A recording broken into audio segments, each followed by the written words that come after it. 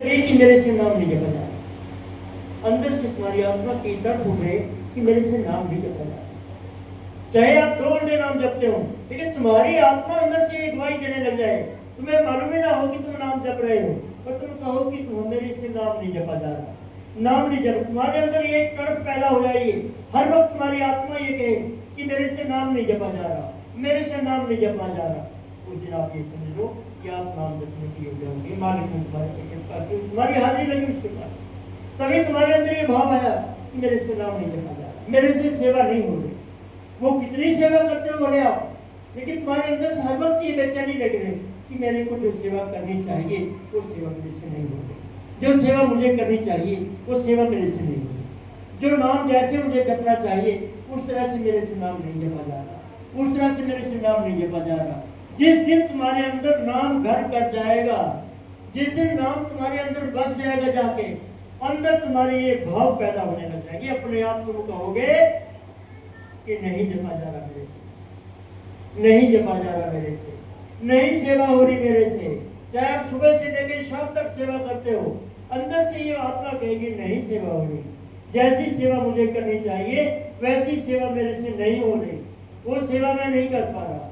गुरु का सत्कार जैसे, जब तुम्हारे अंदर गुरु के प्रति प्रेम पैदा हो जाएगा, गुरु के प्रति जागृति पैदा, आदर सत्कार पैदा हो जाएगा, मुझे तुम्हारे अंदर से ये भाव पैदा होगा कि मैं जो मुझे गुरु का सत्कार करना चाहिए मेरे से नहीं होता, जो मुझे गुरु का आदर करना चाहिए मेरे से नहीं होता, जो मुझे गुरु की वाणी का जितना पालन करना चाहिए मेरे से नहीं हो रहा।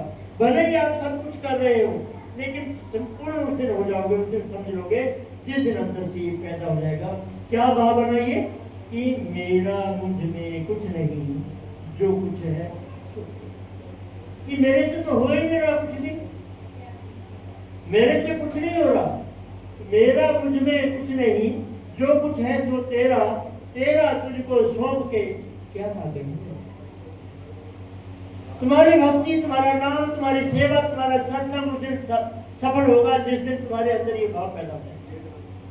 उस दिन ये समझ लो कि हम उस रास्ते पे चलने के काबिल होने वाले हैं, चले नहीं कि चलने के काबिल होने वाले हैं। यदि ये भाव लगातार हमारा बढ़ता रहे, जितनी कशिश बढ़ती चली जाएगी उतना ही तुम्हारा प्रेम बढ़ता चला जाएगा। आपको किसी से दुनियावी प्रेम है, माँ बेटी का हो, बहन बहन का हो, भाई बहन का हो, मित्र दोस्त का हो, तो जितनी तुम्हें कशिश तुम्हारे अंदर पैदा होती जाएगी उतना ही प्रेम बढ़ता चला जाएगा। जितनी कशिश कम रहेगी प्रेम उतना ही कम होता चला जाएगा।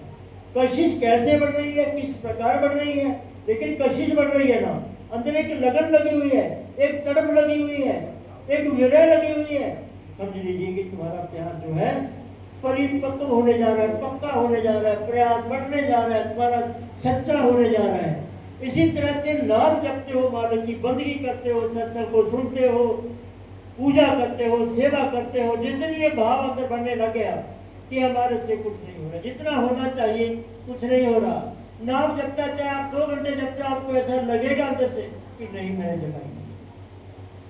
जब तक अंदर नहीं होगा ये भाव, तो आप 5 मिनट माला लेके बैठोगे, आप कहोगे बहुत है, बहुत। आप 10 मिनट सेवा कर लोगे, कहोगे बहुत सेवा हो गया, बहुत है।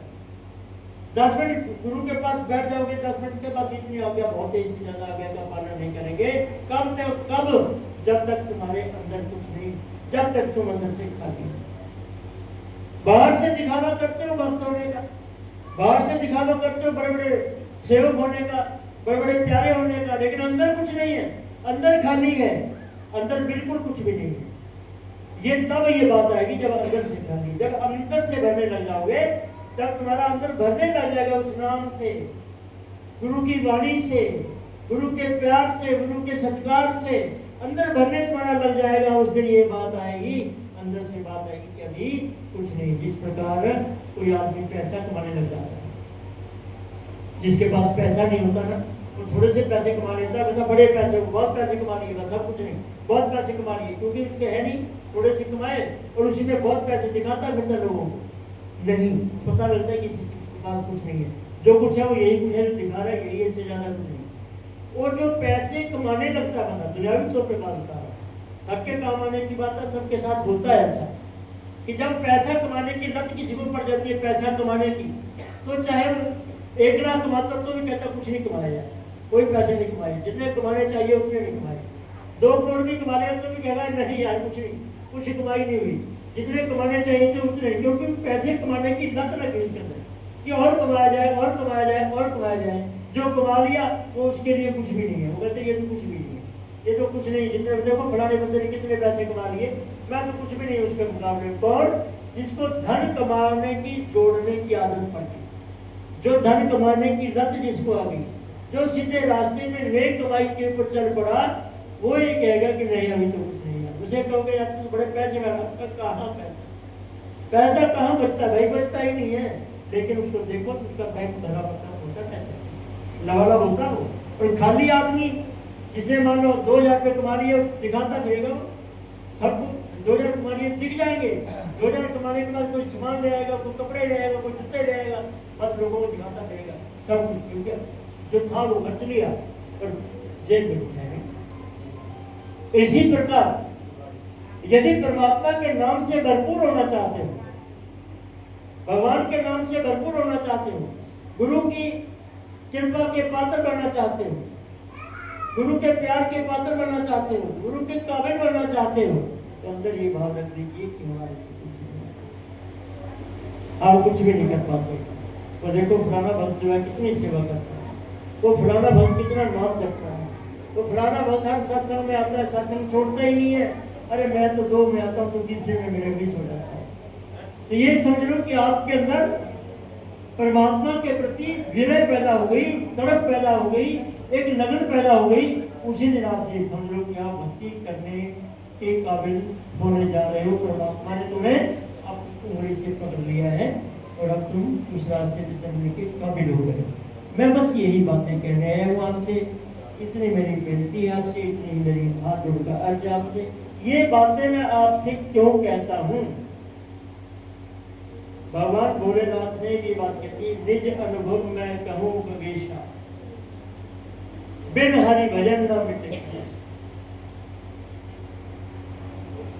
उमा कहूँ मैं अनुभव अपना, बिन हरि नाम जगत सब सपना। भगवान भोलेनाथ कह रहे अपना अनुभव।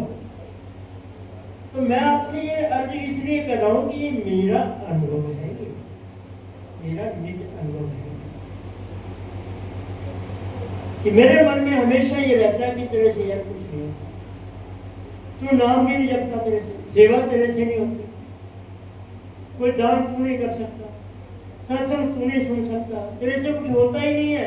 हर वक्त ये लगा रहता है कि और करूं, कैसे करूं, कैसे संतुष्टि मिले इसको कि तू कर रहा है। ऐसे लगता है कि तू कुछ भी तो नहीं कर रहा, तू तो अवगुणीय, सारे अवगुण तेरे अंदर ही फैले हुए हैं, कोई ऐसा गुण है ही नहीं जो तेरे अंदर है नहीं। गुण नाम की तो चीज ही नहीं है, जिसे कहते हैं गुण नाम की कोई वस्तु है ही नहीं अंदर, अवगुणों से भरा पड़ा है। एक एक अवगुण, जो दुनिया में अवगुण, कौन सा गुण है जो मुझे मेरे अंदर नहीं?